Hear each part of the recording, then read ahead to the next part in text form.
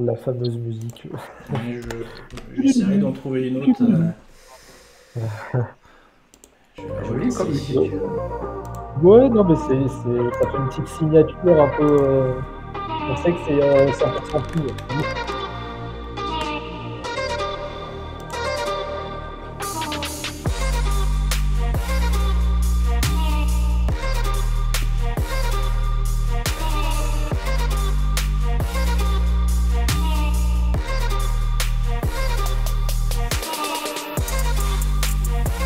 Bon, si vous êtes prêts, bon, bah, dans les 2 minutes à la rigueur. On va attendre. Pour ceux qui sont partis fumer une clope au début des 5 minutes. Ah, mais ils n'ont pas le droit de sortir, hein, c'est couvre-feu. Hein. On n'a pas le droit. Bah, dans leur balcon, leur jardin. Oui, je le sais bien. Heureusement. Heureusement.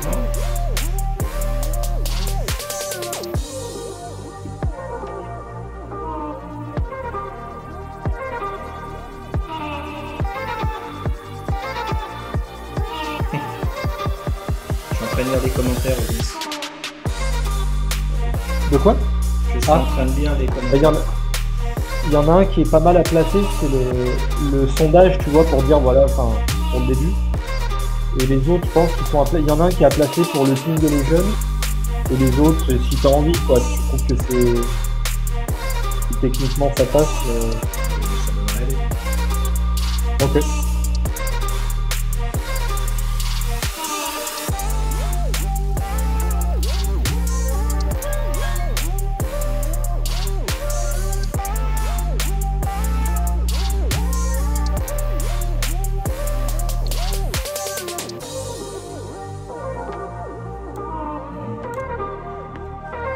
J'aime bien la photo en bas à droite. Laura, je te vois plus connecté. On a perdu qui? Laura. Ah mince. Non, il faut lui écrire sur le groupe. Alors attends, guest 4.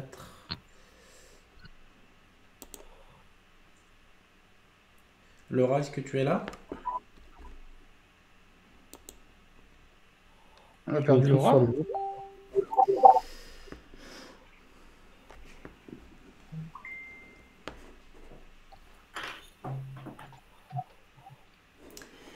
Allez, c'est parti. 3, 2, 1. C'est parti. Je vous souhaite bienvenue. Voilà, je me suis fait avoir sur le direct. Je suivais le compteur et comme quoi, ça arrive toujours. J'espère que vous allez bien. On se retrouve pour un nouveau numéro de 100% Ping. Une émission spéciale que vous avez choisie. Vous avez choisi la thématique de cette émission et c'est le ping après le Covid.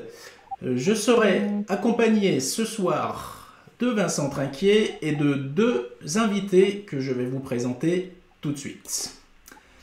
Bonsoir à tous, je vais y arriver. Alors, je suis bien sûr sur le mauvais... Alors, excusez-moi. On va y arriver comme ça. Le retard à l'allumage. Bonsoir à tous, comment allez-vous? Salut Vince, salut Vincent. Donc Hello. Vince alias Vincent. Salut Alain. Et salut Laura qu'on a perdu. Et ben alors, où elle est Laura? Elle se reconnecte. Elle a eu un petit problème de Wi-Fi. Peut-être dans les commentaires nous dire si vous nous entendez bien et voyez bien pour démarrer. Alors, j'essaye de récupérer Laura. On a perdu Laura. Alors, est-ce que vous nous entendez bien dans les commentaires? Je vous ai mis un lien dans le post icam.live. Ça vous permet notamment de renseigner votre prénom si vous voulez commenter. Comme ça, ça me permet de voir votre photo et votre prénom et de le passer en direct. Donc, niveau technique, tout va bien. On a simplement perdu Laura et je ne la vois pas.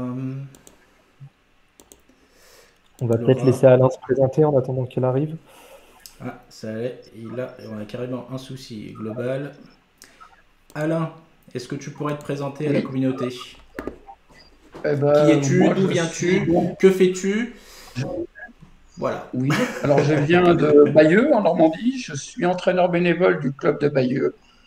J'entraîne depuis 42 ans et en tant que bénévole. et je m'occupe de tout, du club tout seul. C'est un petit club Bayeux, c'est un petit club, on est une centaine de licenciés, qui est situé à côté de Caen. À D'accord. côté, je fais de la préparation mentale et en même temps de la nutrition sportive. D'accord. D'accord, ok. Je crois qu'il y a Laura qui nous a rejoint. Ça y est, salut Laura. Ça y est, on t'avait perdu. C'est bon? C'est beau, Tout le monde m'entend? tu es Yes, C'est là. bon. super, De- on est Tout bien. le monde t'entend. Bah, bienvenue Laura. Tu es notre Merci. représentante féminine ce soir. Donc Girl Power. Hein. Donc si n'hésite pas à nous laisser un petit tape derrière la tête si ça dérive. On sait jamais. Si on parle trop de ping masculin, parce qu'il y a le ping féminin aussi. Est-ce que tu Pas de pourrais, problème. est-ce que tu pourrais te présenter à la communauté d'où tu viens, qui tu es? Et je crois savoir que tu joues en UFOLEP. Alors, donc, moi, je m'appelle Jean. Je joue en FSGT, Ah, c'est donc en FSGT. Fédération Sportive et Génique du Travail. C'est complètement autre chose que la FFTT. Je joue à Ligolsheim, c'est un club en Alsace. D'accord. Alors, je vais essayer de récupérer mon affichage à 4. Est-ce qu'il va fonctionner? Super, Parfait, excellent. il récupère. Bah, salut Vince. Hello. Comment ça va? Bah, très bien, impeccable. Impeccable, bien content d'être avec vous ce soir et de refaire une deuxième émission. Pour les membres qui te connaissent pas encore, est-ce que tu pourrais te présenter en deux, trois mots?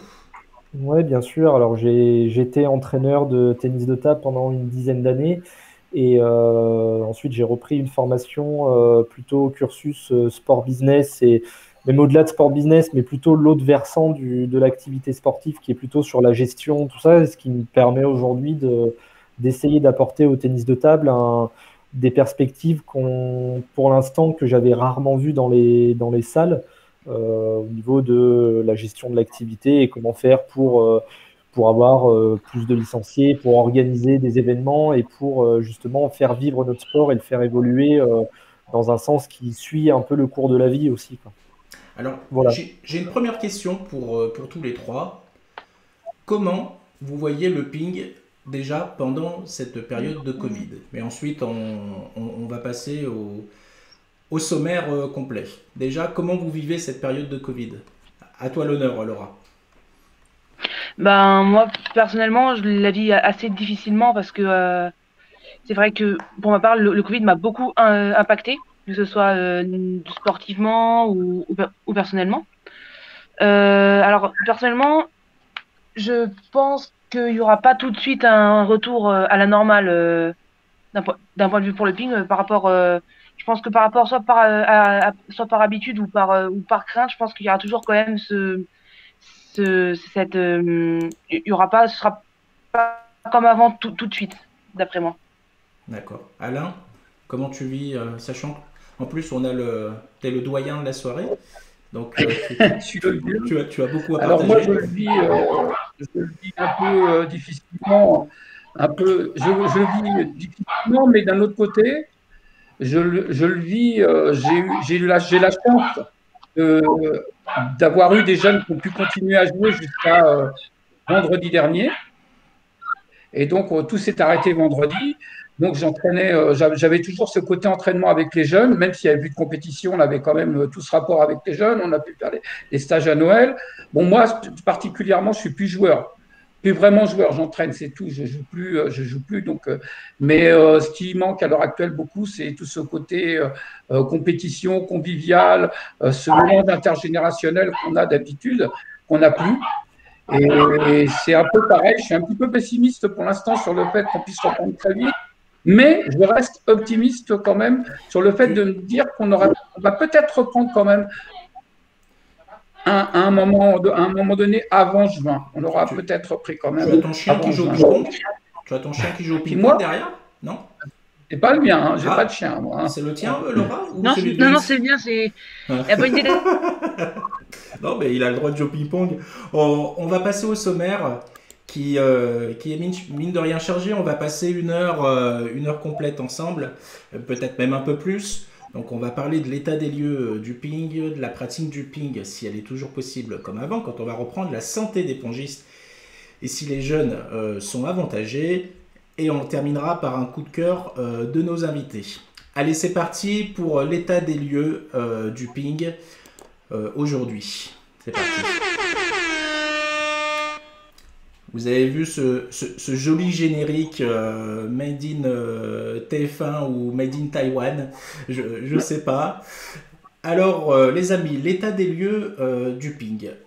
Aujourd'hui, est-ce qu'on peut pratiquer le tennis de table, sachant que, ou n'importe quel sport, sachant que de ce qu'on entend, tout est bloqué? Alain, aujourd'hui, qu'est-ce qu'on peut faire et qu'est-ce qu'on ne peut pas faire? Alors, ce qu'on ne peut pas faire, c'est le problème, c'est les salles étant fermées par les mairies. Alors, on en parlait un petit peu tout à l'heure. Effectivement, s'il y a des personnes qui pourraient jouer, c'est en fonction de l'état de santé, puisque le sport est autorisé pour des personnes qui ont des avis médicaux et des prescriptions médicales. Sauf que, bien sûr, tout est lié pour l'instant aux mairies. Hormis ça, on peut quand même être à l'extérieur. Donc, on peut effectivement envisager, alors c'est surtout avec les jeunes qu'on peut le faire, c'est nous, là, on a décidé à partir de la semaine prochaine de travailler à l'extérieur, c'est-à-dire qu'on fera du travail physique pour préparer la reprise des jeunes. C'est un peu tout ce qu'on peut faire à l'heure actuelle. Maintenant, il y a moi, je pense que là, je pense que il y a cette chose, c'est que s'il y a des enfants qui ont des obligations de faire du sport, et qui peuvent le faire médicalement, il faut absolument qu'ils le fassent. C'est quelque chose de très important, le sport pour la santé. Evelyne, c'est ce que tu souhaites rebondir sur le commentaire de Alain Comment ça, oui. Même ta question en général, mais déjà, comment envisager le ping aujourd'hui? Déjà, la première chose, et c'est bête de le dire, mais ça reste de respecter les règles fédérales et de l'État, parce que malheureusement, on y est contraint. Donc d'envisager le tennis de table déjà en partant de ça. Et ensuite, c'est sûr qu'aujourd'hui, si une reprise est possible à un moment, ce serait dans des conditions qu'on ne connaît pas. Il faudrait un sens de l'organisation qui permette d'arriver à refaire jouer progressivement tout le monde, peut-être en réduisant des créneaux, peut-être en essayant de faire attention, comme le disait Alain, à l'état de santé de chacun, et de pouvoir refaire jouer ceux qui ne risquent rien. Parce qu'il ne faut pas que... Le pire qui puisse arriver, c'est qu'un club vit un mauvais événement au sein même de son club par la reprise du table. Ça doit évidemment être évité. Mais en tout cas, il faut quand même, je pense, prendre le sujet avec un peu de pincette. Et c'est pour ça que dans ce qu'on dit aujourd'hui, ça va être des souhaits et des avis.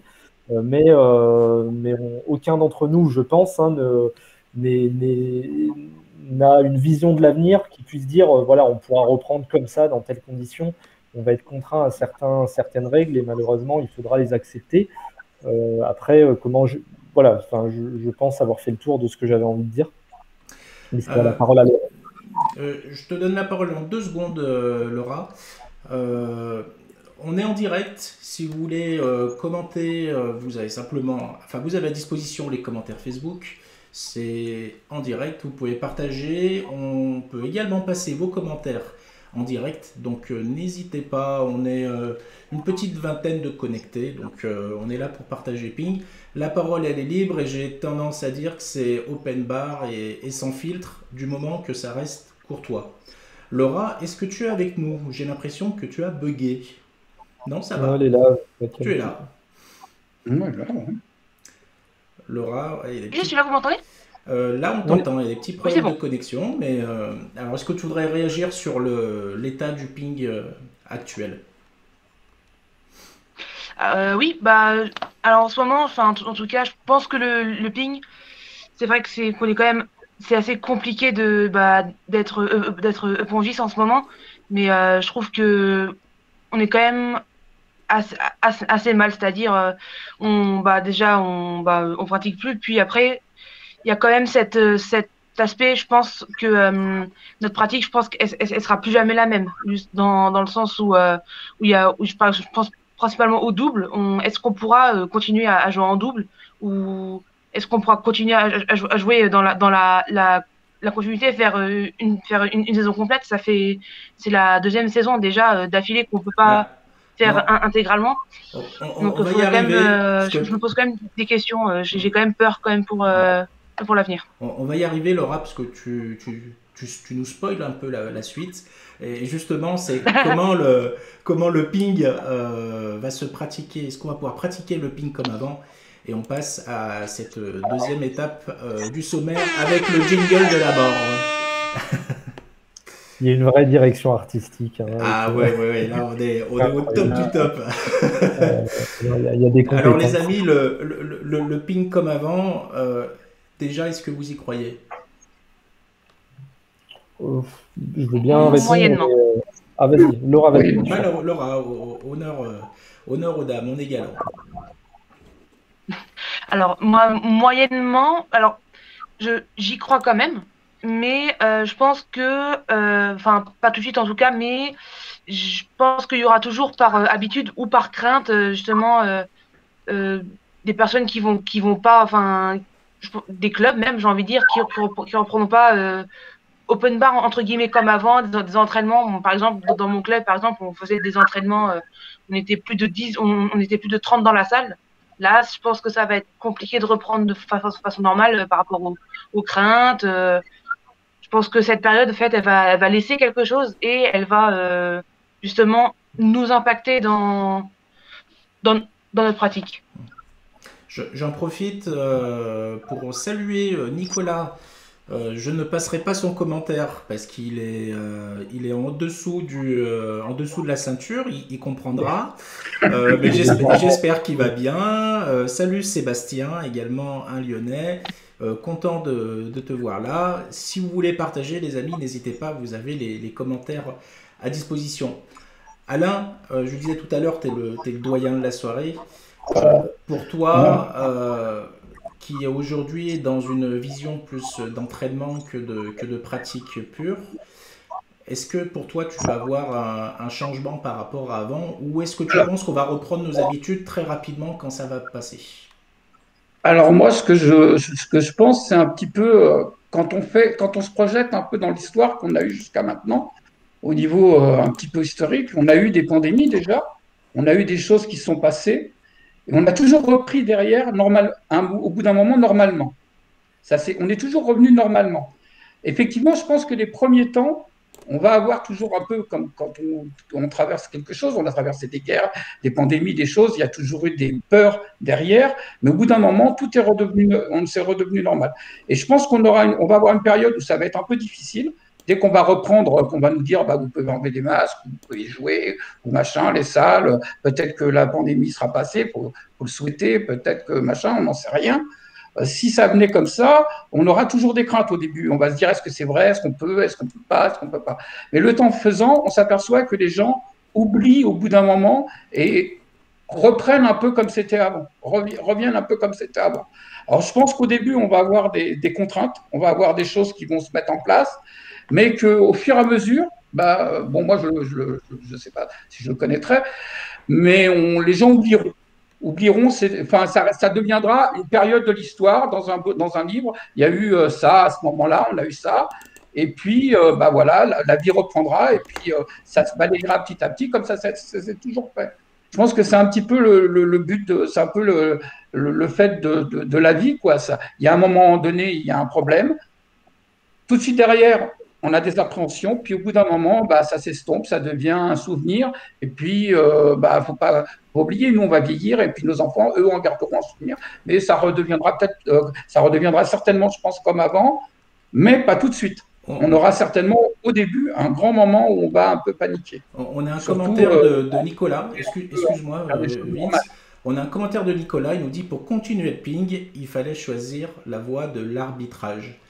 Parce qu'on parle des joueurs, on parle des entraîneurs, mais finalement, est-ce que les arbitres, comment ils vont le vivre ce Covid, les arbitres? Ça serait intéressant d'avoir ton avis, Nicolas, plus détaillé. Vite, excuse-moi, tu voulais rajouter quelque chose? Non, je vais pas être très long. Je pouvais pas être plus d'accord avec ce que vient de dire Alain sur la vision du. Il y a un moment, évidemment, pas si évident que ça, mais on reprendra une vie plutôt normale, mais même le sport, moi je n'imagine pas que dans 10 ans on ne soit pas dans les salles à jouer comme on le fait aujourd'hui.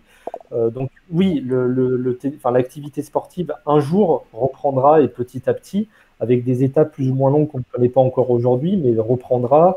comme on le faisait il y a encore 1 an et demi. Ça, je l'espère et je pense aussi, comme le disait Alain, qui a à mon sens tout à fait raison, que le temps balaye, si on prend une échelle de temps suffisamment longue, on pourra retourner dans les salles comme on le faisait aujourd'hui. Mais j'aimerais juste quand même insister sur quelque chose, mais on en parlait un petit peu en amont, Dragan. Il y a quand même des choses qui ont émergé aujourd'hui, plus ou moins qualitatives selon, mais qui reste du contenu numérique qui est distribué pour continuer un certain apprentissage, que ce soit adressé au club, que ce soit adressé aux joueurs, que ce soit sur la préparation physique, mentale ou technique. On a vu émerger des petites choses et je pense que on doit aussi réfléchir quand on parle de reprise du tennis de table à est-ce que tout allait bien et est-ce qu'on pourrait pas en profiter là de ce qui se passe aujourd'hui pour proposer un contenu un petit peu différent. Et je pense par exemple aux clubs qui n'ont pas d'entraîneur, pourquoi pas imaginer à ce qu'ils aient accès eux aussi, grâce qu'on puisse tirer un bénéfice de cette période qui nous a obligés de ne plus être dans les salles, d'avoir accès à du contenu et à continuer à s'intéresser au tennis de table sans y être. D'ailleurs, tu parles des clubs, il y a Daniel Huot, salut Daniel, j'espère que ça va, du côté de Saint-Nazaire, qui partage, tu parlais des clubs et il enchaînait avec les clubs vont morfler, mais ça va revenir. Mais on a quand même vu que les clubs sont capables de réagir et je te rejoins sur le côté du digital. Là où il y a quelques années, même il y a quelques mois, ça date d'à peine les 10 mois, ils ne pouvaient pas entendre parler d'assemblée générale, de visioconférence à distance, ils ne pouvaient pas entendre parler de collaboration à distance, alors qu'aujourd'hui c'est devenu une pratique normale avec Zoom, Jitsi ou toutes sortes de systèmes de visioconférence. Et toi, dans ta logique, tu penses qu'il faudra aller plus loin que ça? Alors, dans la mesure où il y a un entraîneur dans un club qui soit présent, je trouve ça quand même, c'est l'optimal. Mais dire qu'on puisse aujourd'hui continuer à faire ne serait-ce que ce qu'on fait là ce soir, c'est-à-dire qu'on est à distance tous les quatre, et au final, on parle de ping, on continue, on essaye de faire vivre encore un peu l'activité. On n'est pas les seuls, et il y a d'autres choses qui se font à ce niveau-là. Et je trouve ça intéressant, oui, de se dire que c'est peut-être que pour les clubs qui n'ont pas accès à un entraîneur, qui n'ont pas la chance d'avoir des compétences à disposition de préparation physique, mentale, puissent avoir accès à un contenu d'autres entraîneurs qui ont envie de le partager d'une autre manière que dans les salles. C'est un avenir qui me plaît un petit peu parce que ça permettrait de donner du contenu à tout le monde. Et ça, le numérique le permet. Et aujourd'hui, la situation fait que des gens se sont intéressés à ça, au numérique. Alors, il y en a qui font des choses qui, moi, à mon sens, sont pas les meilleures, mais au moins, il y a cet intérêt-là de comment on continue à faire vivre l'activité sans être là. Et ce volet-là, il faudrait le garder. Et de reprendre l'activité un jour comme on la connaît, en ajoutant ce volet numérique, ça me paraît intéressant. Oui. Et justement, il y a un commentaire très intéressant de la part de Thibaut. Salut Thibaut au passage. Et Coco, salut, je reprends une question qui a été posée dans le groupe il y a 1 heure. Que pensez-vous du nouveau masque anti-Covid pour les sportifs? Est-ce que le gouvernement va approuver? Perso, si ça me permet de rejouer, je le porte, ce masque. Laura, qu'est-ce que tu en penses? Qu'est-ce que tu en penses de ce Alors moi, je suis d'accord. Hein, je suis vraiment du même avec lui à partir du moment où on peut jouer s'il y a un masque, même quitte à jouer avec un masque justement fait pour ça, quitte à jouer avec un masque, pourquoi pas? Moi, je suis complètement d'accord. Ton chien est d'accord apparemment. Moi, je suis d'accord. Oui. Si vraiment ça nous permet de jouer, si c'est vraiment la seule solution. Désolé pour mon chien. Non, il n'y a pas de souci. Si c'est vraiment la seule solution, pourquoi pas? Parce que de protocole en protocole, de confinement en confinement, d'interdiction en interdiction, c'est vrai que les sportifs amateurs, au bout d'un moment, en ont vraiment marre. Et si vraiment il faut jouer avec un masque, on jouera avec un masque. Donc je pense que toute solution est bonne à prendre. Quelques informations par rapport à ce masque que j'ai lu ce matin dans des médias fiables. Decathlon participe à la fabrication et le masque va être validé par l'AFNOR, donc c'est l'autorité qui valide tout ça. Et du coup, alors attendez, je m'excuse parce que j'ai quelque chose qui s'est lancé derrière. Je vais fermer ça, excusez-moi. Donc le masque, il va être validé par l'AFNOR, il va être prêt pour fin février et il y aura une expérimentation avec les sportifs professionnels début mars. Alain, qu'est-ce que tu en penses? Est-ce que tu penses que c'est finalement une bonne méthode pour revenir au ping, Justement, le ping ne sera pas comme avant, mais on jouera au ping. Ah bah si en attendant, pendant la pandémie, on peut jouer avec un masque, tant mieux, au contraire.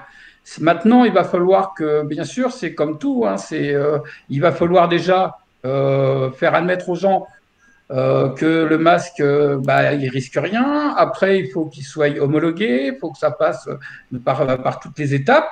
Mais si c'est le seul moyen de retourner dans les salles pour l'instant et de pouvoir rejouer, bien sûr, c'est super.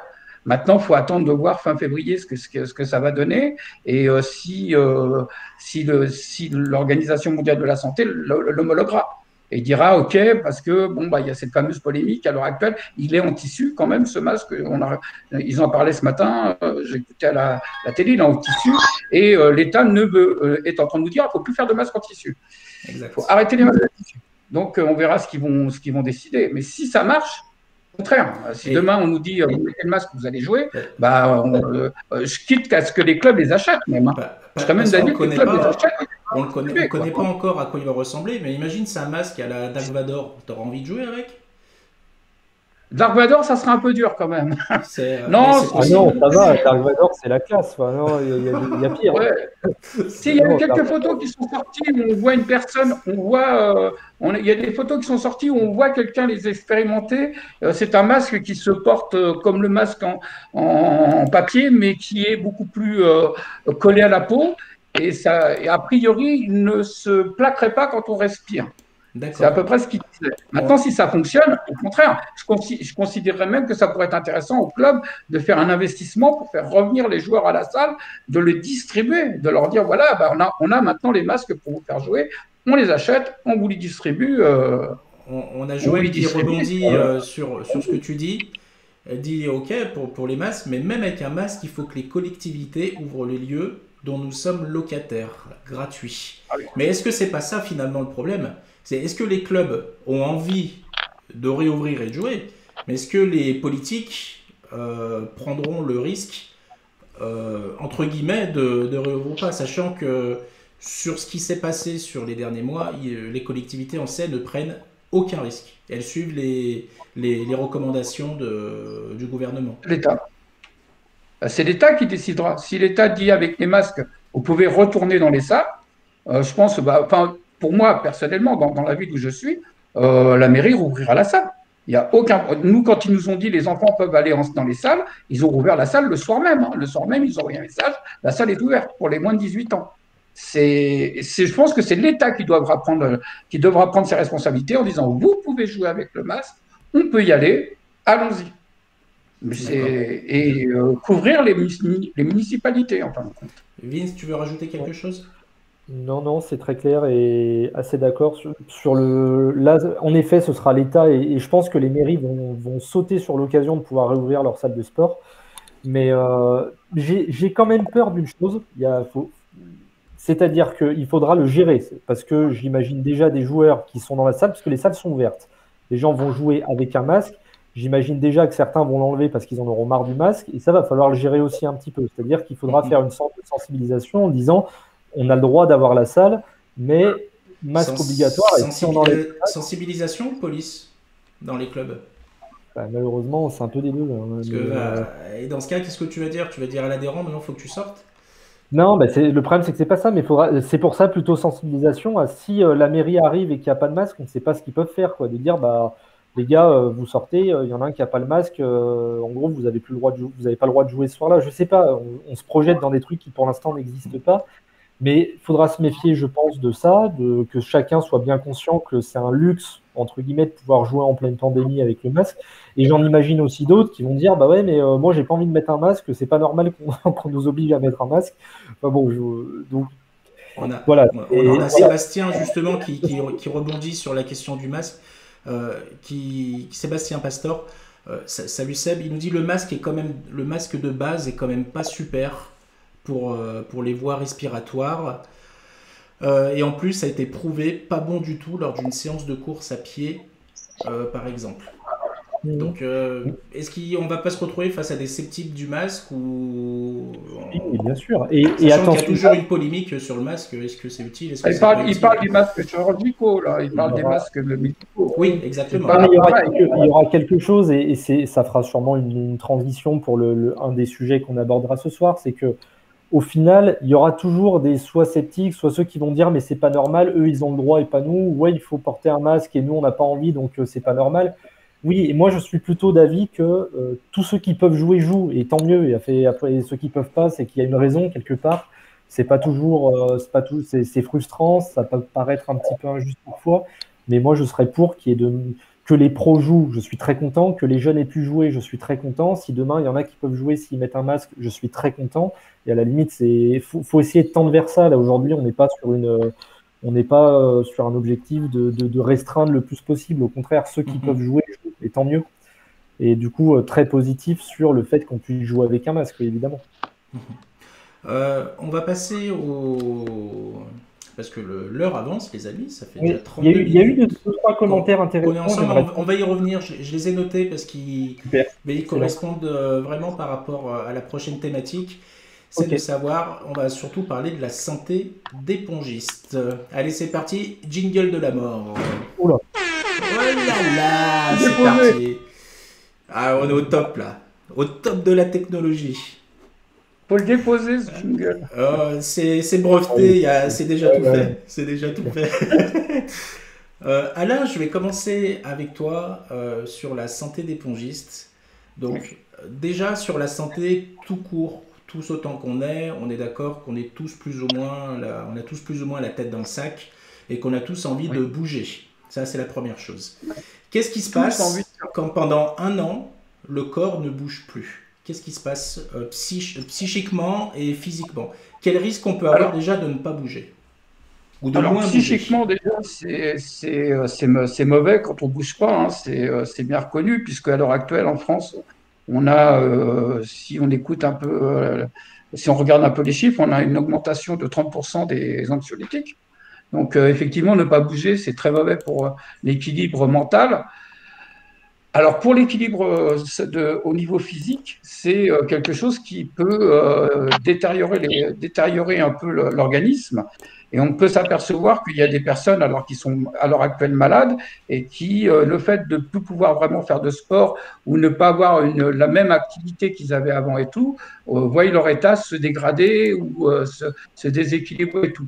Et moi, ce que j'ai un peu peur quand on va reprendre, c'est de voir des gens se ruer dans les salles, partir comme des fous à faire du sport sans avoir vérifié qu'ils n'avaient rien et qu'ils pouvaient vraiment recommencer le sport avec un contrôle avant, à faire absolument un contrôle médical, voir son médecin, faire un contrôle et voir si on est capable et si on peut reprendre comme un fou, quoi. Parce que ce que j'ai peur, c'est un peu ça, c'est de voir les mecs, parce qu'il n'y a pas que pour le ping, hein, c'est pour tous les sports. C'est reprendre comme un fou et puis avoir malheureusement dans les clubs, voir des accidents qui sont tristes, quoi. Donc, moi, je pense qu'il faut faire très attention quand on va reprendre et reprendre progressivement, avoir un contrôle médical. Ça coûte rien. Est-ce que pour toi, il faut le rendre obligatoire, ce contrôle médical? Pour moi, personnellement, vu maintenant avec le temps qu'on a arrêté, je pense que ça serait bien de le rendre obligatoire.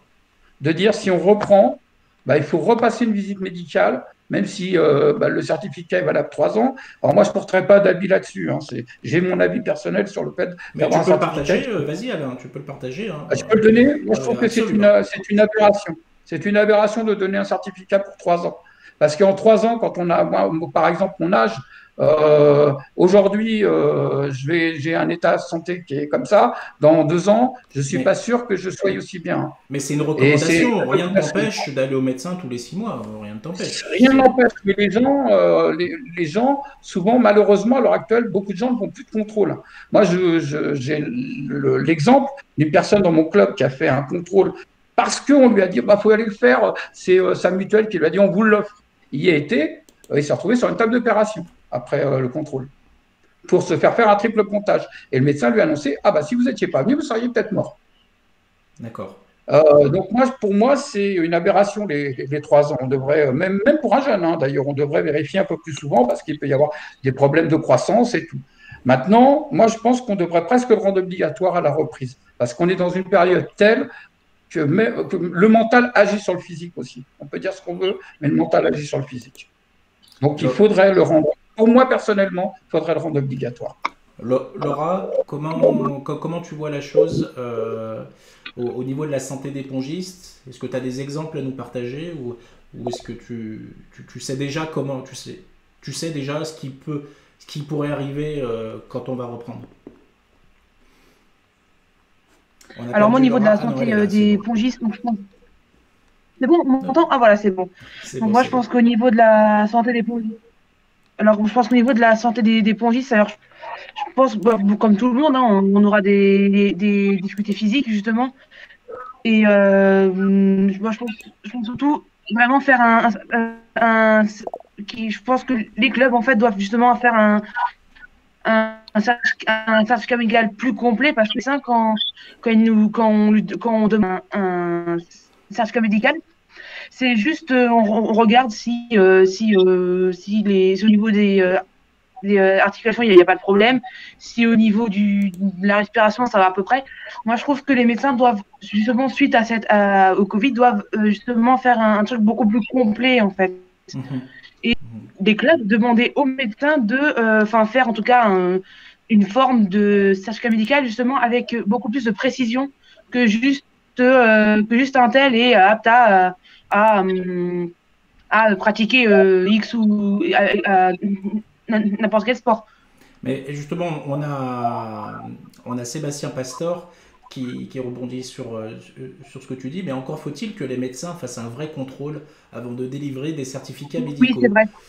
Sébastien, tu vas avoir toute la confédération des médecins du monde qui va te tomber sur le dos. Ça se saurait si tous les médecins faisaient des certificats médicaux testés, approuvés, de 2 heures, avec test des efforts. Ça se saurait, évidemment. Oui. Ça, je pense que c'est un autre sujet, mais tout le monde sait que les certificats de complaisance, ça existe et ça existera toujours, bien malheureusement. J'ai envie de faire l'avocat du diable sur tout ce que vous venez de dire. J'aime bien faire ça, tu sais, Dragan. Mais vas-y, open bar. Mais parce qu'il y a quand même une question, je pense, de conscience individuelle, de comment on se sent. Et le problème, il y avait une contrainte au certificat médical annuel. Et en fait, imaginez qu'on perde 10% des pongistes parce que le médecin dise non. Mais en fait, c'est même 10% de personnes. C'est des gens qui peuvent tout simplement aller courir tous les jours s'ils le veulent. C'est-à-dire qu'à un moment, la santé, même si c'est quelque chose qu'il faut contrôler évidemment, mais la santé, c'est quelque chose qu'il faut qu'on soit capable de contrôler un peu soi-même et qu'on ait une conscience de ce qu'on fait. Et moi, j'aurais peut-être du mal, je trouve que c'est une bonne idée. Je suis pour la prévention de santé, je suis pour tout ça, et je pense que le certificat médical tous les 3 ans, effectivement, quand on a des risques de santé, c'est très bien de contrôler un peu plus souvent, mais en même temps, c'est quelque chose qui est aussi de l'ordre de la conscience individuelle, de faire ce qu'il faut au niveau de sa santé. Est-ce que ça n'a pas été fait pour alléger le travail des associations en soi? Est-ce que la vraie raison, c'est pas ça finalement? Elle est pas forcément sanitaire, si je peux le résumer. Oui, mais regarde, soyons clairs aussi, c'est que les associations aujourd'hui, on en parlait sur la dernière émission, tous les ans, on doit dire aux gens, voilà, vous revenez en septembre, un certificat médical, le chèque de toute l'année à payer complet, alors que tu viens de rentrer de vacances, pour certains, mais ils ont plus forcément. Tu peux le faire avant, ton certificat médical. Tu n'es pas obligé d'attendre le 1er septembre, là où tout le monde a fait ton certif. Tu le fais au mois de juin, au mois de juillet. Dragan, soyons clairs, combien de gens n'ont pas repris le ping parce qu'ils n'avaient pas la flemme de faire un certif médical et qu'ils ont fait autre chose? C'est arrivé, je pense. Moi, je le faisais la veille de la compétition, par exemple. Bien sûr, mais il y en a plein. Attention, je veux juste dire... à ne pas reproduire, hein. C'est pas bien terrible. sûr, mais sauf que je pense qu'on perdait des gens, même si c'est très bien, mais je pense qu'il y a un moment... le fait de surveiller sa santé, c'est quelque chose qui doit nous appartenir aussi. Et moi, je trouvais l'allègement du certif plutôt une bonne chose dans le sens où je pense qu'on perdait un peu moins de licenciés qui avaient juste pas envie de refaire un certificat médical toutes les années et qui disaient je vais acheter des paires de baskets et je vais aller courir et ça ira très bien, quoi. Parce qu'ils n'avaient pas envie de repayer tout de suite une licence à l'année, tout ça. Donc, Il y a Joël, qui en rajoute une couche. Le certificat tous les 3 ans, c'est pour alléger les coûts de la Sécu. j'en sais rien, peut-être. Hein. Je sais pas. Il doit avoir. Qu'est-ce que t'en penses, Alain? Ah, on t'entend plus, Alain. On t'entend plus. Oui, il a mis. Ah là, on t'entend plus. Est-ce que tu as coupé ton micro, Je peut-être? pense que tu as coupé ton micro. Voilà, Non, là du on tout. doit l'entendre. Ah, il est revenu. Ah, Il est voilà. Voilà, revenu. je suis revenu. Effectivement, c'était aussi pour alléger la Sécu, parce qu'il ne faut pas oublier que normalement, si on fait un certificat médical, quand on va au médecin, les 25 € que vous payez au médecin ne sont pas remboursables. Le médecin ne devrait pas vous faire de feuille de maladie. Maintenant, si vous allez chez votre médecin, vous lui faites faire un certificat médical et qu'il ne vous fait pas de feuille de maladie, vous allez commencer à le regarder de travers et vous dire, lui, je ne l'aime pas trop, je vais aller chez un autre médecin, je vais changer de médecin. C'est ce qu'on a le droit. Donc les médecins, qu'est-ce qu'ils font? Ils font une feuille de maladie et il y a le remboursement. Et ça coûte une fortune à la Sécu. Ça coûte une fortune. Donc pour alléger le coût de la Sécu, tous les 3 ans, bah, le médecin, il fera quand même la feuille de maladie et il remboursera de toute façon. Alain, je voulais revenir aussi sur ce que va provoquer cet arrêt du sport. On va arrondir sur 1 an. Comment reprendre le ping dans des bonnes conditions? Donc on s'est dit justement de passer devant le médecin pour faire en sorte que ça va. Maintenant, quand on va arriver à la salle, qu'est-ce qu'il va falloir faire? Qu'est-ce qu'il va falloir faire? Autant psychiquement, au niveau de l'entraînement par exemple, par quoi tu vas commencer quand tu vas récupérer tes petits? Alors, je les avais déjà récupérés. Tu les avais déjà récupérés, c'est vrai. On fait de toute façon, et c'est pour ça que là, je vais continuer. J'avais pendant le confinement, quand on a eu le droit d'aller dehors, on a fait du travail physique.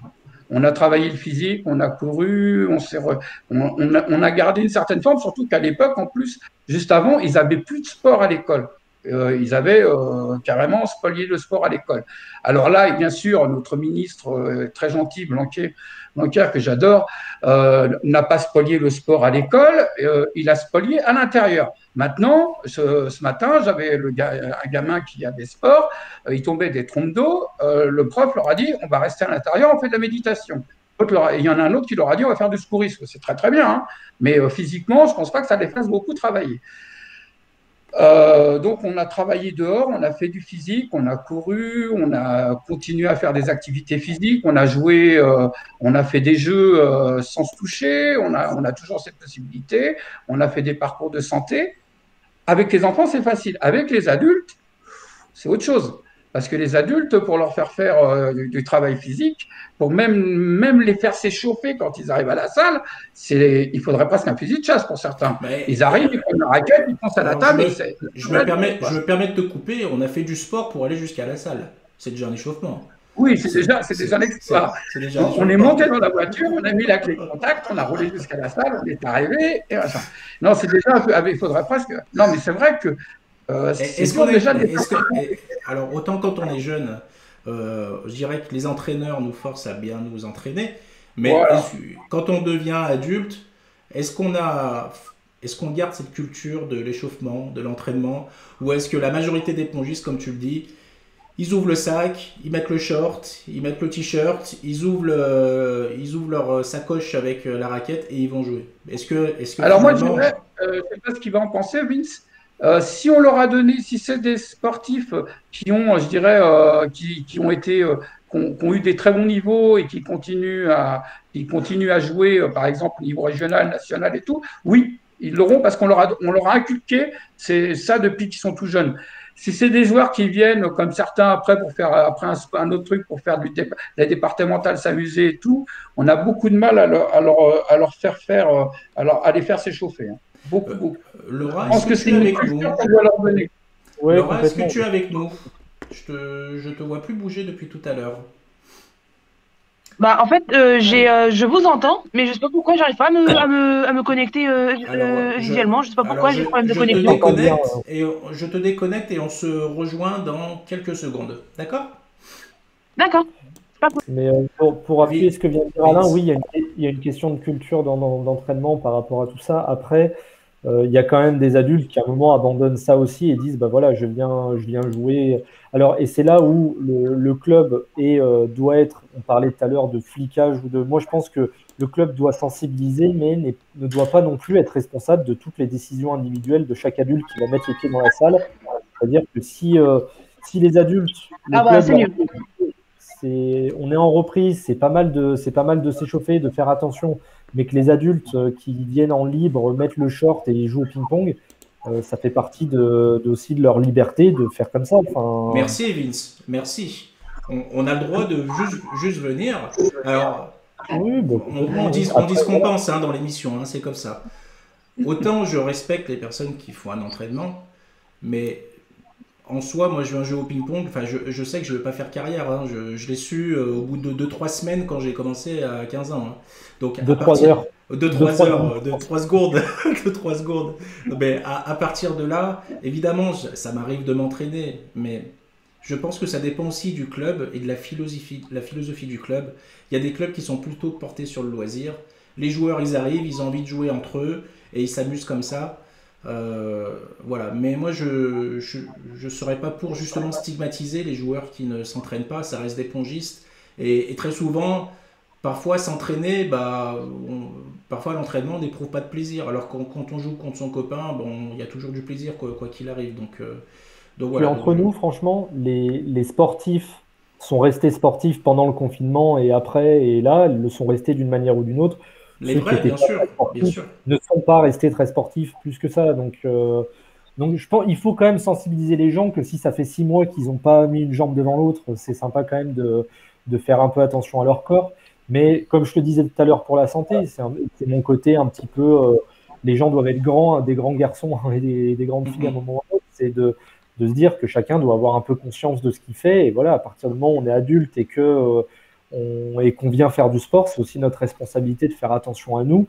Les clubs sont là pour accueillir, gérer l'activité, accompagner d'une certaine manière ceux qui le veulent, mais les clubs ne sont pas là pour materner tous les adultes qui vont mettre un pied dans la salle, je pense. Donc, c'est bien de leur dire au début, faites attention quand même, c'est pas mal de s'échauffer pour ceux qui ne sont pas du tout habitués à ça, mais c'est pas mal de s'échauffer, c'est pas mal de faire attention à soi quand on reprend le sport.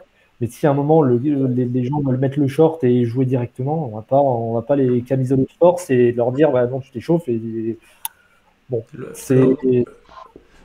Laura, qu'est-ce que toi tu entraînes des jeunes ou tu es juste joueuse? Oui. Alors non, j'entraîne aussi. Bon, j'ai pas de diplôme, j'entraîne vraiment bénévolement. Comme c'est un club familial entre guillemets, c'est vraiment un club qui m'a vu grandir, qui m'a vu progresser. En fait, j'entraîne aussi et c'est vrai que j'incite beaucoup les enfants vraiment à s'échauffer parce que je suis la première à arriver à la table à comment dire, je suis la première à arriver à la table et à commencer direct sur du top sur top sans m'échauffer.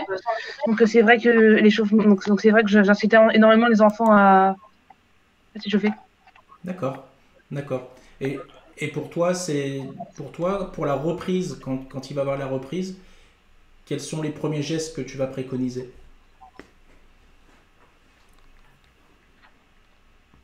Alors, j'ai eu la reprise, après j'ai pas eu le reste de la phrase. Quel geste tu vas préconiser lors de la reprise? Tu vas instaurer de l'échauffement obligatoire?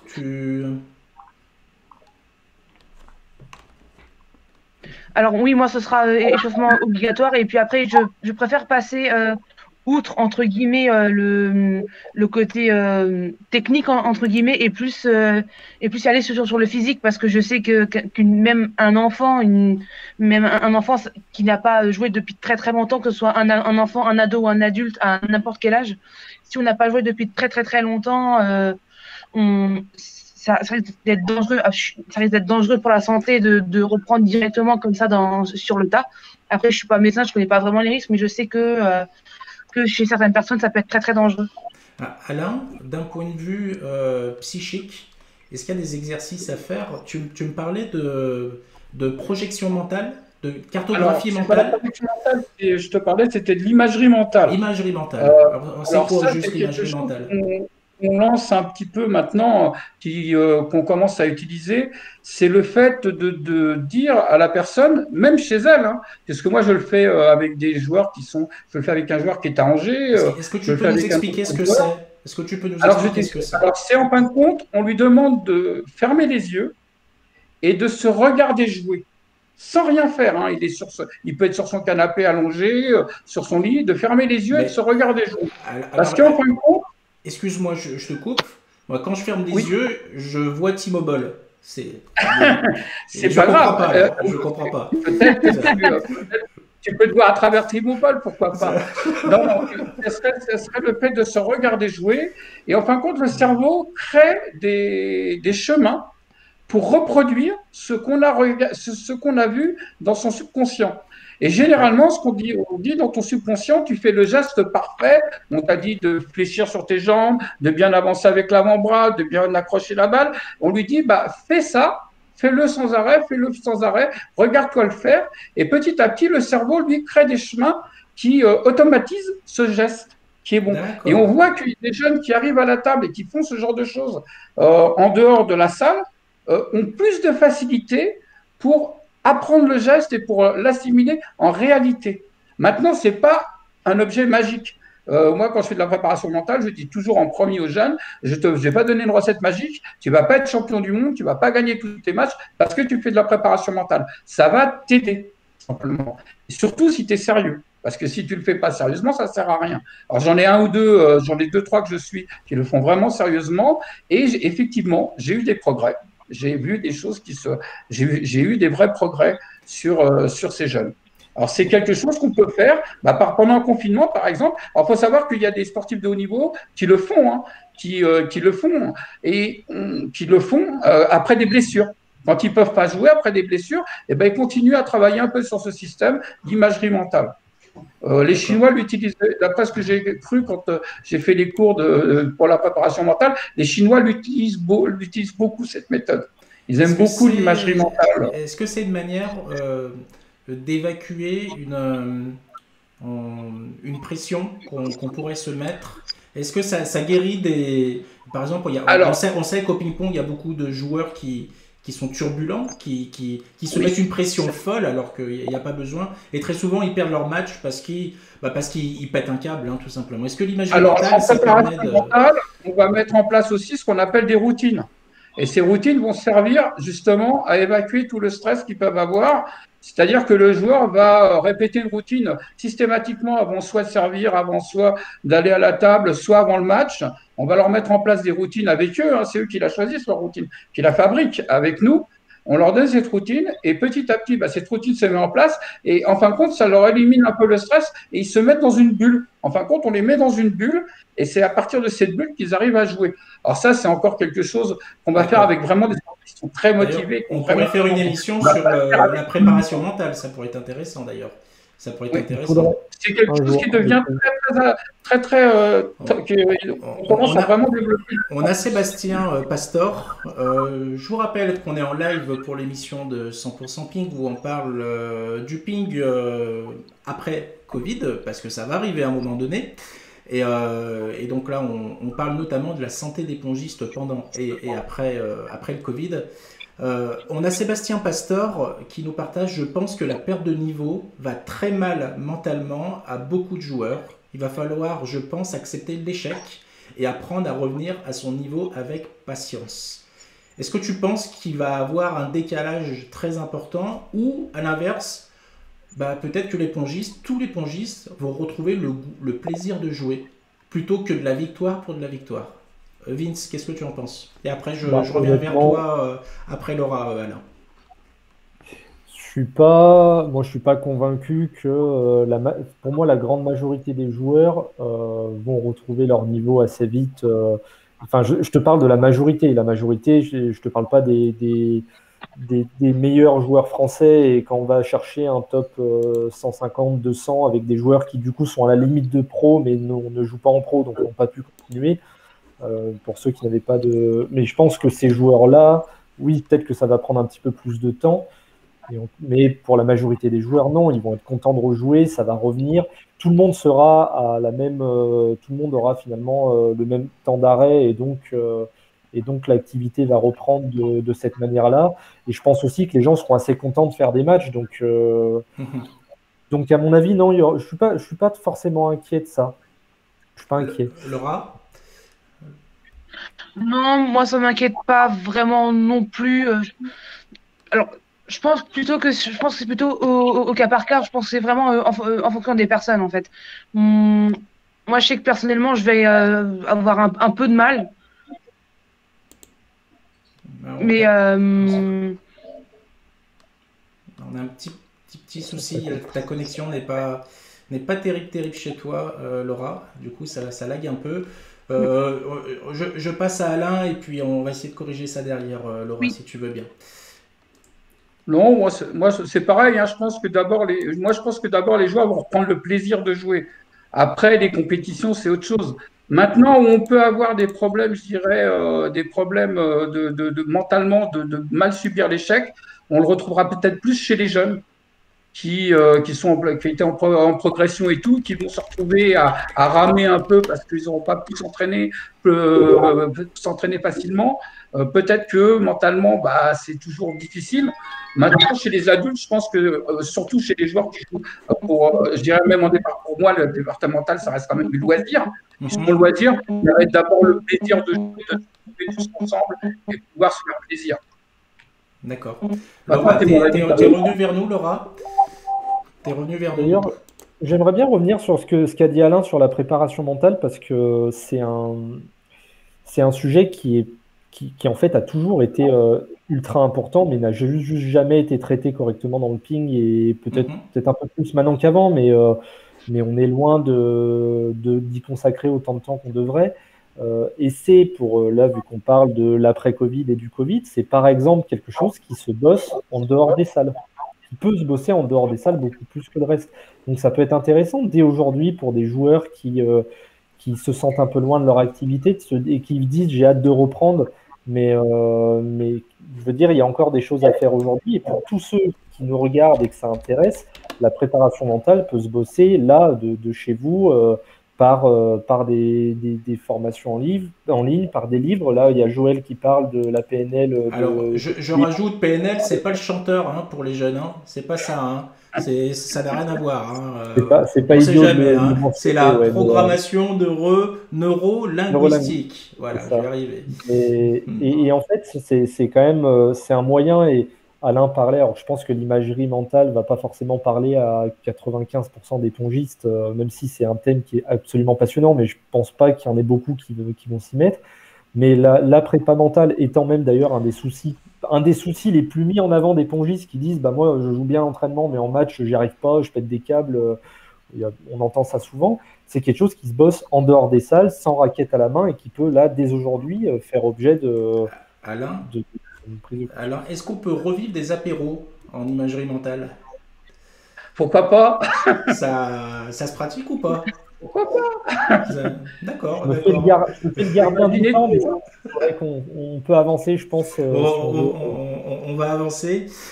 Allez. Juste, c'était qui parlait? Je n'ai pas vu, tu t'avais mis Alain, si ça pourrait m'aider pour le mental. Est-ce que tu as le nom de la personne qui m'a envoyé ça? Oui, je vais te le partager. C'est Barbeau Maxime. Voilà. Ah, Barbeau Maxime. Salut Maxime. On va passer à l'avant-dernière partie de l'émission. Les jeunes avantagés. Attention, préparez-vous. Jingle de la mort. Je vais y arriver. C'est parti.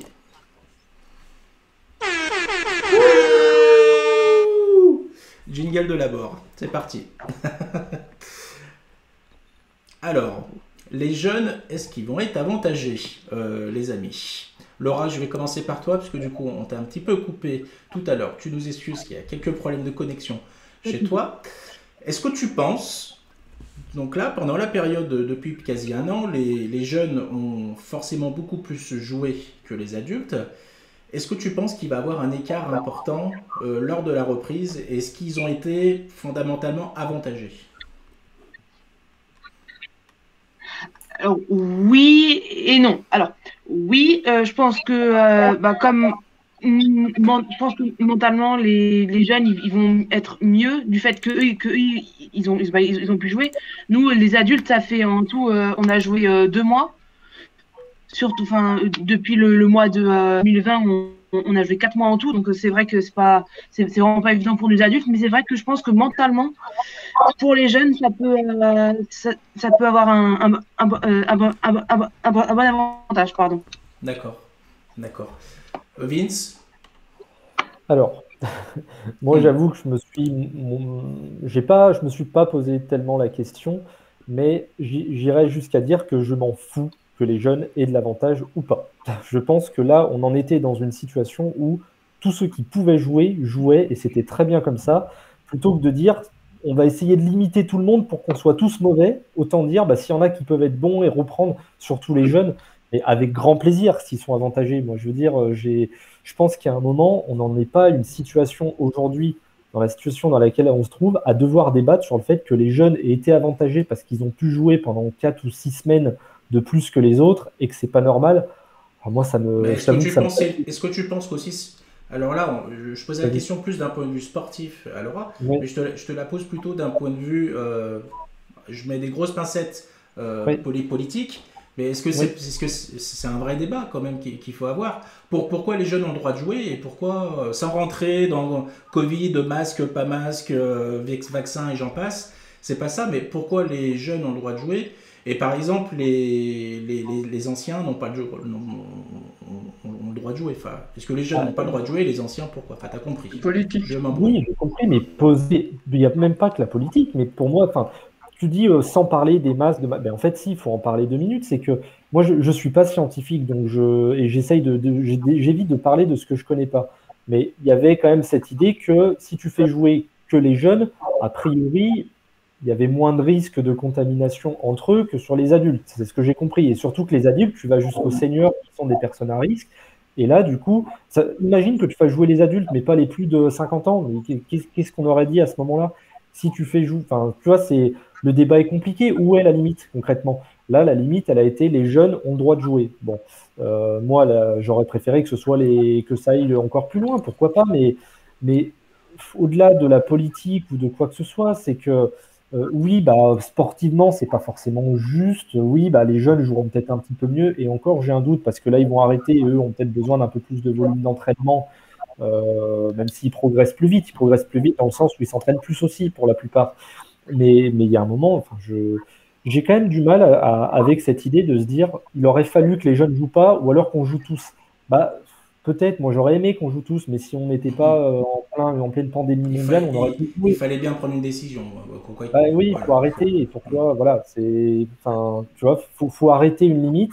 Moi, je la trouvais pas si idiote parce que j'aurais trouvé ça cruel pour les. Sinon, c'était quoi? Les vétérans n'ont pas le droit de jouer, par exemple? Si tu veux limiter les personnes à risque, moi j'aurais trouvé ça ultra cruel.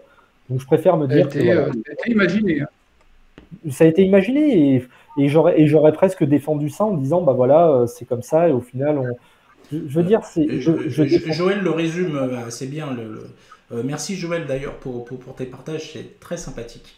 Les vieilles machines auront fatalement plus de mal que les plus jeunes pour la reprise, mais au bout d'un moment, ça va se caler. Ça rejoint ce que tu disais tout à l'heure, Vince. Ça va. Ouais, les choses vont reprendre leur cours à un moment donné.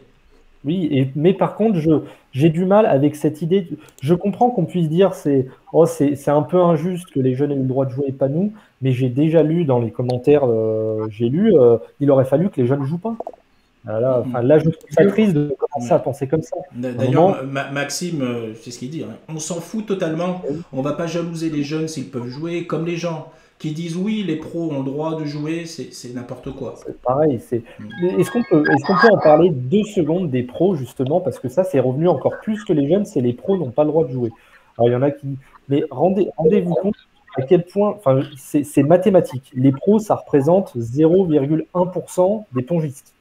Donc, laisser jouer les pros, quelque part, c'est contrôlable. Parce que ils sont pas 160. Il y a combien de licenciés? Je sais pas, 170 000. Tu peux pas faire jouer 170 000 personnes en ce moment. Ça me fait pas plaisir de le dire, mais c'est comme ça. Les pros, c'est un nombre qui est contrôlable. Étant donné que c'est leur métier, tu peux mettre des contraintes qu'ils vont respecter. Tu vois, tu peux mettre des choses en place. est-ce qu'on peut imaginer un tournoi aujourd'hui comme on les a connus, mais comme tu vois, il y a les limites pour les caler, il faut quand même faut en trouver. Les pros, évidemment, qu'ils ont le droit de jouer au-delà Mais leur je suis désolé, Vince. Là, ce que tu me dis, c'est que les clubs ne sont pas capables de respecter les règles sanitaires. Il y a beaucoup de clubs, si ce n'est J'ai la pas dit ça. majorité, J'ai pas dit ça. Vas-y, tu Ah me bon dis que les jeunes, que les pros sont plus enclins à respecter des directives. Non, il y J'ai a, pas dit ça. il y a un J'ai autre dit que les problème aussi. pros, 0,1% des joueurs. Donc, vu qu'il y a un petit nombre, tu peux faire respecter les règles. Et D'accord. tu fais comment pour faire respecter 170 000 licenciés répartis dans toutes les salles de France? C'est Après, il y a un autre problème qu'on voit pas quand on parle des pros, c'est leur métier. Est-ce qu'on interdit aux maçons d'aller travailler? Est-ce qu'on interdit aux secrétaires d'aller travailler? Eux, ils sont Bien pros, sûr. c'est leur métier, on les paye pour jouer. C'est leur métier, ils vont faire leur métier. On a dit que les gens devaient travailler. Ben, ils travaillent. Eux, ils ont la chance de travailler dans leur passion au ping, mais ils travaillent, ils gagnent leur salaire pour pouvoir vivre. Si on leur dit vous jouez pas, ils gagnent rien. Ou alors on leur fait le chômage technique, comme on fait le chômage partiel, comme on fait dans les entreprises. Sauf que le chômage. C'est leur travail, on les laisse travailler. Et il y a un problème aussi par rapport aux pros, c'est que le ping est peut-être pas encore assez professionnel sur les meilleurs clubs de Pro A, les joueurs, mais il y a des joueurs qui n'ont pas réellement de contrat qui les auraient protégés aussi.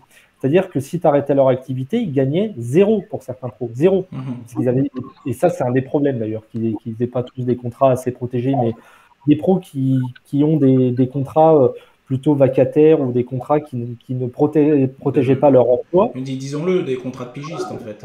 Disons-le. Oui, ça existe. Ça existe. Et ces joueurs-là, s'ils ne pouvaient pas jouer, auraient 0. Alors que c'est des gens qui ont des familles et tout, c'est leur métier, quoi, quelque part. Bien sûr. Voilà. Et voilà, donc je rejoins totalement Alain, tu vois, c'est un moment, encore une fois, on en est au débat de dire il faudrait restreindre tout le monde, histoire qu'on soit tous à 0. C'est pas le but dans la vie d'être à 0. Le but, c'est que voilà, et peut-être que ceux qui ne peuvent pas jouer au ping-pong, ils ont peut-être des avantages dans leur métier, dans leur vie, dans leur, tu vois, que les pros n'ont pas ou que nous on n'a pas, que c'est comme ça. Les amis, on va passer on va passer à la dernière rubrique, qui est une nouvelle rubrique. On essaye d'améliorer et structurer l'émission avec Vince, et c'est les coups de cœur. Et on va commencer avec toi, Laura. Générique. Alors, on y arrive, Laura. Attends, il y a le générique, il faut le laisser, il est magnifique.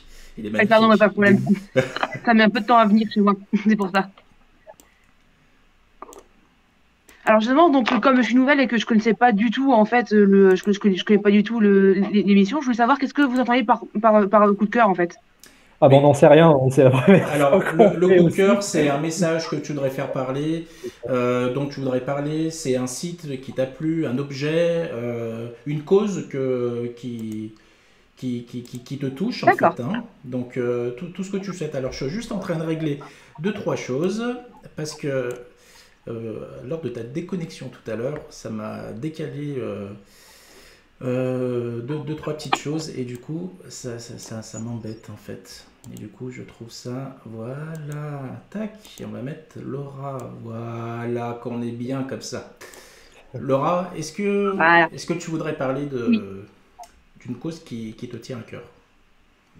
Alors oui, moi il y a une cause qui me tient, alors c'est un peu, enfin en choisir une c'est un peu compliqué, mais c'est vrai que j'en ai un petit peu deux, mais si c'est un peu difficile de choisir entre les deux, mais je vais en prendre une au hasard. Allez, on se lâche, on va parler des deux. Allez. Ah d'accord, super. Allez, on parle des deux. Alors la première cause en fait, c'est une cause qui est quand même vraiment assez récurrente dans le sport professionnel et même dans le sport tout court. Pour moi, c'est simplement parler de l'homophobie. Donc c'est vraiment quelque chose qui me touche vraiment personnellement et je voulais surtout parler vraiment de deux associations. Donc je pense que vous connaissez, c'est l'association Le Refuge. Donc j'ai plus le numéro en tête. C'est le-refuge.org. On est sur le site en direct. Exactement, on regarde. Exactement. Que fait cette association? Alors c'est une association en fait qui aide en fait les jeunes gays, lesbiennes, etc. Enfin des jeunes LGBT qui se font exclure du cadre familial parce que parce qu'ils ont une orientation sexuelle entre guillemets différente de la norme selon les personnes homophobes qui disent ça. Donc justement, elles sont là comme appui, comme aide, qui vont les aider, elles vont un logement. Il y a un logement temporaire au refuge.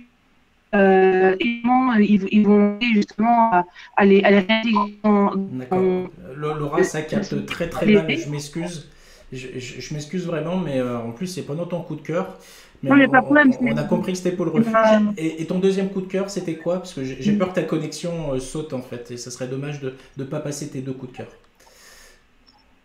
Ouais, c'est moi. C'est la chaîne Grégory Lemarchal. Donc, je pense que vous connaissez. C'est donc en fait, c'est en lien avec une et en fait, ça. Donc c'est l'association pour en finir avec la mucoviscidose. Bon, il y a eu un petit souci avec Laura, elle n'a pas une bonne connexion chez elle. Alain, est-ce que tu pourrais nous partager ton coup de cœur? Alors moi, mon coup de cœur, c'est le don d'organes. À l'heure actuelle, quelque chose qui est super important, et ça permet à des gens de revivre. Alors, c'est de donner pour pouvoir permettre à certaines personnes de vivre, ça permet de dire que la mort, c'est pas une fin en soi, ça peut aider d'autres à vivre. Alors moi, ce que je lance aussi comme message, c'est de dire que souvent on parle de donner quand quelqu'un est mort, c'est dur, mais il faut savoir que tous les gens qui nous regardent, qui regardent l'émission aujourd'hui, sont peut-être des receveurs potentiels un jour. Ça peut leur arriver à eux. Et si personne ne donne, peut-être que ces gens-là mourront. Alors moi, ça touche de très près parce que j'ai des gens autour de moi qui ont été greffés, dont un qui a été greffé 2 fois du cœur, 1 fois des reins. Donc, c'est important de donner à l'heure actuelle. Il faut savoir que s'il y en a qui donnent, ça peut être n'importe qui reçoit. Et c'est peut-être des gens qui sont en train de nous regarder qui un jour auront besoin qu'on leur donne un organe. Est-ce que tu as un site à conseiller? Est-ce qu'il y a une fédération? Oui, c'est le don d'organes. Alors le site, je ne me rappelle plus exactement du nom, mais il y en a plusieurs en fait, c'est pour ça. Donc il y a dondorganes.fr.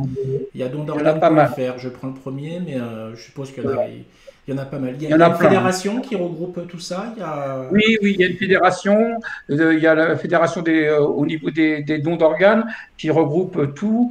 Mais il suffit pour avoir des renseignements, il suffit d'aller sur le site de la CPAM et on trouve aussi des renseignements là-dessus. Et ça, c'est vraiment quelque chose à l'heure actuelle qui est très important parce qu'on a besoin d'organes. D'accord. Eh bien, merci pour ton partage. Vince, ton coup de cœur? Yes, bon, j'ai une asso vu que c'est une présentation des assos. J'en ai une que je connais un petit peu et en fait, ce qui m'est venu après quand j'ai voyagé à Madagascar, c'est une asso qui s'appelle Un enfant par la main et qui permet en fait, on donne à une asso et on sait exactement ce qui se passe, étant donné que en fait, on suit la scolarité, la vie d'un enfant qui voilà, on a des nouvelles de cet enfant-là, on suit sa vie quelque part, on voit comment ça se passe pour lui l'école, et nos dons permettent justement d'acheter des fournitures scolaires, de quoi subvenir à ses besoins, tout ça. Donc c'est une asso que j'aime beaucoup. Et j'ai connu des jeunes à Madagascar quand j'étais allé dans un refuge là-bas qui justement était accompagné par des gens, pas forcément qu'en France d'ailleurs. Il y a la nouvelle présentatrice du TF1 qui est marraine. Je savais pas, d'accord. Ouais, je le découvre en même temps. Et un deuxième, c'est un coup de cœur, mais c'est quelque part beaucoup parce que, Dragan, étant donné qu'aujourd'hui on essaye d'animer une émission sur le tennis de table, au final on s'intéresse un petit peu à ce que se disent les pongistes, aux commentaires. Et en ce moment, c'est très actif sur la page et c'est vachement intéressant. Et moi, je trouve ça super de me rendre compte, et c'est un avis que j'avais, de voir que on a raison de le penser, de soutenir ça, c'est que le sport est très important pour les gens. Aujourd'hui, tout à l'heure, on parlait du sport pour les jeunes, mais entre l'éducation et la famille, le sport, c'est peut-être la troisième roue qui permet à un enfant de se développer quelque part, d'acquérir certaines valeurs. Pour les adultes, le sport est un moyen de vivre, enfin, d'être heureux dans sa vie, de décompresser, de faire de nouvelles rencontres. Et en fait, je me rends compte en lisant les commentaires, et ça me fait vachement plaisir de me dire que le sport est essentiel, et pas que le ping, tout le sport est essentiel, contrairement à ce que vous nous faire croire parfois la politique, qui le met au rang de pas essentiel justement, de facultatif, et quand on le voit sur la baisse de subventions, sur le manque d'intérêt du sport en général, un peu centré sport pro et pas forcément sur le sport commun, alors qu'on se rend compte aujourd'hui que les gens, s'ils font pas de sport, ils sont beaucoup moins ils sont moins heureux dans leur vie, il leur manque quelque chose, et je suis assez content de le constater, de me dire qu'en fait, de faire vivre le ping comme tous ceux qui font vivre le sport en général, en fait, on accompagne des gens dans leur vie qui vont évoluer, qui vont se divertir, qui vont faire des rencontres, et ça c'est top. Donc espérons que ça revienne le plus vite possible pour qu'on puisse retourner dans les salles de ping, et pas que, en fait, qu'on puisse juste retourner faire du sport dans la salle qu'on veut et pouvoir retrouver du contact avec des gens dans ce cadre-là qui est quand même assez formidable, quoi. D'accord, d'accord. Bah, merci Vince pour ton partage. C'était bien peut-être un petit coup de gueule même pour le deuxième, non? Un mini, Un mini ouais, coup de gueule. c'est pas, non, au contraire, enfin, je trouve ça plutôt positif Bien sûr. de me rendre compte qu'on a raison de faire ce qu'on fait au niveau du sport, tu vois, et d'y passer du temps. C'est pas uniquement facultatif. Et j'aimerais que ce soit beaucoup plus mieux représenté, mais bon, on aime tous que ce qu'on aime soit représenté, ça c'est évident, mais c'est intéressant de se rendre compte qu'en fait, les gens en ont besoin du sport. C'est-à-dire le ping, et c'est pour ça que des fois, on se dit, ouais, bon, les gens qui sont en départemental, s'ils gagnent pas leur match, c'est pas grave. Mais en fait, c'est un petit peu plus compliqué que ça, le ping et le sport en général. On s'engage là-dedans parce qu'on en a besoin quelque part pour certains, et des joueurs de tout niveau, du plus haut au plus bas niveau. Il y a une raison pour laquelle on soit dans les salles, et cette raison-là, elle est à défendre parce que c'est juste qu'on en a besoin dans notre vie. C'est une brique de notre vie qui est importante. D'accord. Moi, je vais partager juste mon coup de cœur. C'est plutôt un coucou. Vas-y, Dragan. C'est un coucou. J'ai eu Marco tout à l'heure. On parlait tout à l'heure de don d'organes. Marco est un greffé qui vit bien sa greffe. Et je l'ai eu tout à l'heure parce qu'il a eu un petit coup de blues, et parce que le confinement le pèse énormément. Et je voulais lui envoyer plein de bisous. Et tous les Lyonnais qui connaissent Marco, envoyez-lui un petit message, ça lui fera plaisir, parce qu'il est un peu isolé là où il est. Et voilà, il est en très bonne santé, tout va bien, mais je voulais lui faire plein de bisous et lui dire que je l'embrassais très fort. Voilà. Carrément. Salut Marco. Voilà. Et écoutez, les amis, on est arrivé au bout de l'émission. On a quasi tenu le timing. On est à 1h19. Voilà, donc c'est correct. C'est correct. Est-ce que vous avez quelque chose d'autre à ajouter? Voilà, il nous reste 5 petites minutes. Alain. Bah, moi, je voudrais te remercier de m'avoir accepté dans ton émission aujourd'hui. Ça m'a fait très plaisir. Et j'espère pouvoir peut-être participer à une autre sans aucun problème. Avec plaisir. Notamment, est-ce que ça se fait des séances groupées d'imagerie mentale? Ça Bien existe? sûr. Oui, ça existe. D'accord, ça serait intéressant. Pourquoi pas organiser avec plein de pongistes en même temps une séance d'imagerie mentale? Pourquoi pas? À condition que tout le monde soit sérieux. Je te préviens, je ne le serai pas, donc je m'écarterai tout ça. Mais on la fera sans toi cette émission, Dragan. Voilà. Mais non, mais je serai là, mais je regarderai. Merci, avec plaisir, Alain. Puis tu reviens quand tu veux dans l'émission. Si tu as envie de parler de plein de sujets, tu es la bienvenue. D'ailleurs, comme tous les pongistes, hein, je vous rappelle, si vous voulez participer à l'émission, il n'y a pas de problème. Vous me contactez en privé et puis on prévoit tout ça d'avance. Laura, tu sais que tu es notre première féminine dans l'émission, du moins de cette nouvelle saison. Tu es notre première féminine. Donc, merci beaucoup d'avoir été présente. Est-ce que tu as quelque chose à ajouter? Bon, en tout cas, merci beaucoup pour d'avoir permis d'exprimer tant bien que mal cette émission. Et j'ai pris beaucoup de plaisir à échanger avec vous. Et puis surtout, s'il y a vraiment d'autres sujets sur lesquels on va sur lesquels parler, c'est vrai que je suis vraiment partante pour refaire ce type d'émission. Bon, on a toujours avec les problèmes de connexion, mais c'est vrai que je suis partante Et pour. si tu peux amener plein de copines féminines, on dit souvent que le ping féminin est un peu enfermé sur lui-même, il n'arrive pas à communiquer. Bah là, il y a une tribune. Il y a une tribune qui est là, et donc je pense que il faut en profiter. Donc si tu as des amis qui veulent participer et qui ont aussi des choses à partager, tu n'hésites surtout pas. Pas de problème. Mon Vince. Yes, bah c'était top. Merci Laura, merci Alain pour d'avoir été là, c'était super. Merci Dragan pour l'orga Avec et plaisir. la tech comme d'hab, et pour l'excellent animateur avec un jingle incroyable. Ah, le aujourd'hui. jingle, je vais encore l'améliorer pour la prochaine fois. Ouais, Ça sera dingue.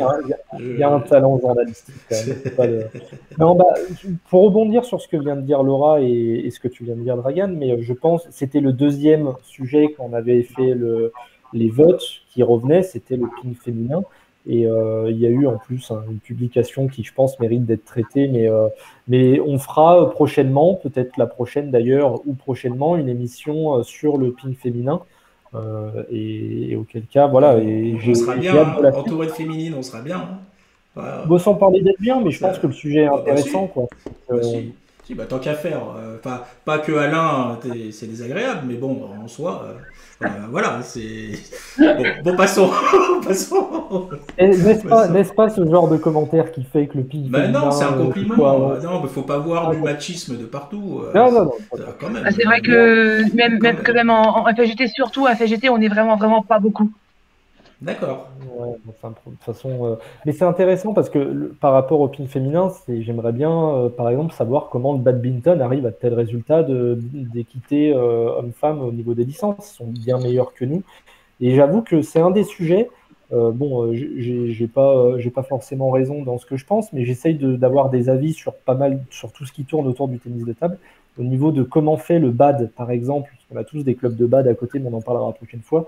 Pour être aussi bon dans le bad féminin, du coup, j'en ai aucune idée. Je n'arrive pas à savoir comment ils font pour être J'ai aussi bon. quelques idées, je partagerai des études qui ont été faites sur ça et qui expliquent en fait les carences du ping-pong. Oui, Alain? Ok. Juste un dernier truc qui aurait été bien, c'est que Laura nous explique peut-être ce que c'était la FSGT, parce que je pense qu'il y a beaucoup de gens qui ne doivent pas la connaître. Parce que moi, je la connais, parce que j'y ai participé quand j'étais à Paris, je la connais bien, cette fédération, mais je pense qu'il y a beaucoup de gens qui ne savent pas ce que c'est que la FSGT, qui t'ont entendu dire que tu appartenais à la FSGT, mais qui ne voyaient pas ce que c'est comme fédération. Oui. Bah, si j'ai le temps maintenant, pourquoi pas. Vas-y, Laura. D'accord. Donc, alors, en fait, la FGT, donc, c'est la Fédération sportive et gymnique du travail. En fait, c'est une fédération, en fait, où c'est pas une fédération, comment dire, comment je peux décrire ça? C'est pas une fédération, on va dire, uniquement dédiée à un seul sport. C'est vraiment une fédération multisport. Il peut y avoir du bad, il peut y avoir de la danse, il peut y avoir plusieurs types de sports en FSGT. Et l'ambiance en FSGT, enfin, de mon vécu, l'ambiance en FSGT est nettement différente que l'ambiance que j'ai pu connaître en FFTT. En mieux? Je veux pas cracher sur la fédération parce que voilà, mais c'est vrai que je trouve. T'as le droit de dire que c'est Je mieux, trouve que tu te sens l'ambiance, mieux en tout cas, FFTT qu'en côté des tables. FFTT. T'as le droit. Hein, Je trouve.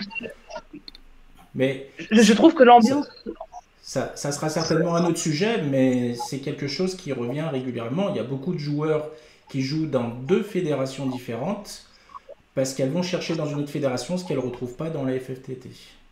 Ils sont très nombreux à faire ça. Très nombreux à faire ça. Oui. Alors, pour rebondir sur ce que je viens de dire, en fait, en FSGT, disons qu'il y a vraiment une très bonne ambiance. C'est vraiment une ambiance familiale en FSGT. Alors que en FFTT, j'ai l'impression de plus retrouver du niveau qu'une ambiance. Enfin, c'est pas pour mal parler de la fédération, au contraire. Mais c'est vraiment les deux. J'ai joué 1 an dans les deux et c'est vraiment la grosse différence que je peux faire à travers ces deux fédérations-là. Les joueurs en FFTT sont un peu trop machos? Alors, j'ai joué essentiellement. Je mets les pieds dans le plat, tant qu'à faire. Alors, j'ai joué essentiellement en féminine, mais c'est vrai que j'ai l'impression que en FFTT, on a vraiment l'ambiance bon enfant, famille, amusement, alors qu'en FFTT, pardon, j'ai l'impression que c'est beaucoup plus sérieux, beaucoup plus ambiance au niveau de la gagne. Enfin, c'est pour prendre un exemple. C'est le côté compétition pour compétition qui te plaît pas trop, en fait, c'est ça? Voilà, alors justement, je suis allée en FFTT justement pour m'entraîner, pour élever mon niveau, ça, il n'y a pas de problème. Mais je vais donner un exemple. J'ai fait un match en FFTT et j'ai fait beaucoup de matchs en FSGT. En FSGT, en fait, à la fin de chaque match, on discutait avec l'équipe adverse, on allait boire un coup avec l'équipe adverse, pardon. Et alors qu'en FFTT, on est arrivé, déjà l'ambiance était déjà un peu froide dans la salle. J'ai l'impression que en FFTT, on fait vraiment comment dire ça, de la perf pour faire de la perf. Voilà, on fait pas de la perf pour s'amuser et pour prendre du plaisir. Enfin, en tout cas, moi personnellement, vu le niveau, peut-être que tu n'es pas tombé dans le bon club. C'est possible aussi. Voilà. Alors, dans le bon club, si, mais peut-être contre un mauvais club, c'est possible.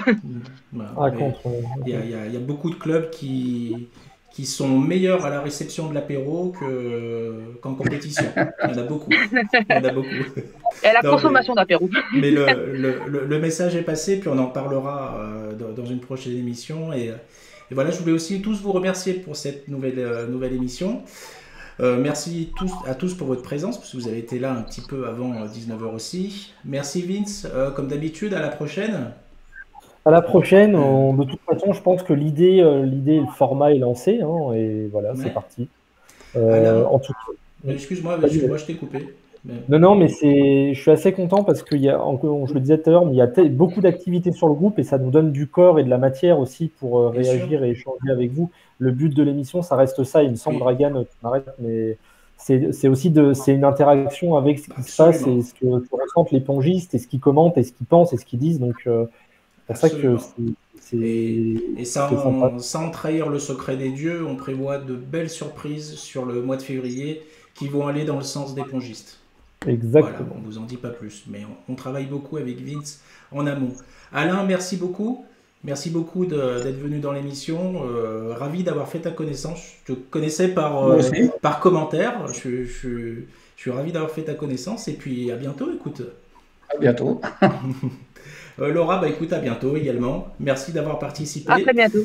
Et, merci à toi. Et pour les personnes qui nous regardent encore, je vous souhaite une bonne soirée. C'est 20h30. 20h30, dit apéro et dit on va manger un bout, le ventre y grogne. Bonne soirée à tous et à la prochaine pour une émission de 100% Ping. Salut, bye bye. Ciao, ciao. Merci Dragan. Merci.